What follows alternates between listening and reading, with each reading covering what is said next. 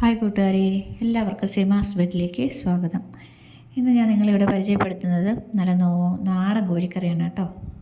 പണ്ട് നമ്മുടെ അമ്മയൊക്കെ വിറകടുപ്പിൽ വെച്ച് തന്ന അതേ നാടൻ കോഴിക്കറി. അപ്പം നമുക്ക് വീഡിയോയിലേക്ക് പോകാം. അപ്പം കോഴി നമ്മൾ ക്ലീൻ ചെയ്ത് കട്ട് ചെയ്ത് വെച്ചിട്ടുണ്ട് കേട്ടോ. അപ്പോൾ വിറകടുപ്പിലാണ് വെക്കുന്നതെന്ന് പറഞ്ഞു. അപ്പം തീയൊക്കെ കത്തിച്ചു, ചട്ടി വെച്ചു. ചട്ടിയിൽ ആവശ്യത്തിന് എണ്ണ ഒഴിച്ചു, വെളിച്ചെണ്ണ ഒഴിച്ചു. ഉലുവയും കടുകും കൂടി ഇട്ട് പൊട്ടുമ്പോൾ അതിനകത്തോട്ട് നമുക്ക് ഇഞ്ചിയും വെളുത്തുള്ളിയും കൂടെ ചതച്ച് വെച്ചിട്ടുണ്ട്.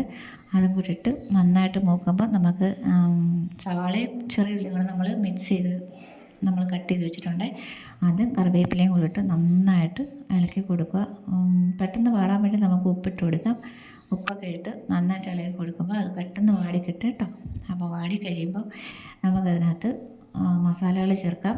മുളക് പൊടി, മഞ്ഞൾപ്പൊടി, മല്ലിപ്പൊടിയും കൂടി ചേർത്ത് നന്നായിട്ട് അതിൻ്റെ പച്ച മണം മാറുന്നവരെ നന്നായിട്ട് ഇളക്കി കൊടുക്കുക. അതിൻ്റെ പച്ച മണം മാറുമ്പോൾ നമുക്ക് ചിക്കൻ മസാല ഉണ്ടെങ്കിൽ ഇടാം, ഇല്ലെങ്കിലും കുഴപ്പമൊന്നുമില്ല. അപ്പോൾ ശകലം ചിക്കൻ മസാലയും കൂടി ഇട്ട് അതിൻ്റെ ആ പച്ച കുത്ത് മാറുന്നവരെ നന്നായിട്ട് ഇളക്കി കൊടുക്കുക. അപ്പോൾ അത് എല്ലാം മസാല നല്ലതായിട്ട് മൂത്ത് കഴിയുമ്പോൾ നമുക്ക് ചിക്കൻ ഇട്ട് കൊടുക്കാവേ. ചിക്കൻ നാടൻ കോഴി നമ്മൾ നേരത്തെ തന്നെ ക്ലീൻ ചെയ്ത് കട്ട് ചെയ്ത് വെച്ചിട്ടുണ്ട്.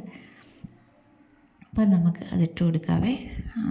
നാടൻ കോഴി നമ്മൾ ചിക്കൻ ഇട്ട് കൊടുത്ത് നന്നായിട്ട് ആ ചിക്കനും ആ മസാലയും എല്ലാം കൂടെ നന്നായിട്ട് മിക്സ് ആവുന്നവരെ ഇളക്കി കൊടുക്കുക. നന്നായിട്ട് ഇളക്കി ഇട്ട് അടച്ച് വയ്ക്കുക. അപ്പം കുറച്ച് വെള്ളത്തിൻ്റെ കണ്ടൻ്റ് ഉണ്ട്, അപ്പോൾ ആ വെള്ളം ഊർന്നോളും.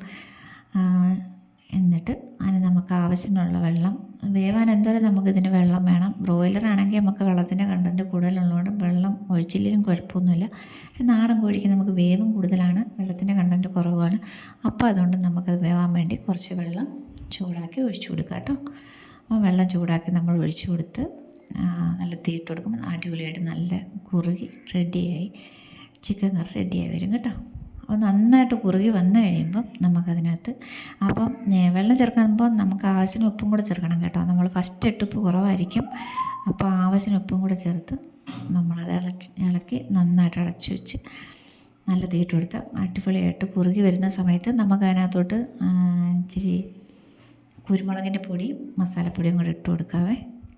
അതും കൂട്ടിയിട്ട് നന്നായിട്ട് ഇളക്കിയിട്ട് നമുക്ക് കടുക് താളിക്കുന്ന പരിപാടി ഇഷ്ടമുണ്ടെങ്കിൽ ചെയ്താൽ മതി.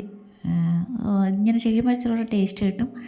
അപ്പം കടുകൊക്കെ താളിച്ച് ഒഴിക്കുകയാണ്. അപ്പം നമ്മുടെ ചിക്കൻ കറി റെഡി ആയിട്ടുണ്ട്. എല്ലാവരും ട്രൈ ചെയ്ത് നോക്കണം, സബ്സ്ക്രൈബ് ചെയ്ത് സപ്പോർട്ട് ചെയ്യണം.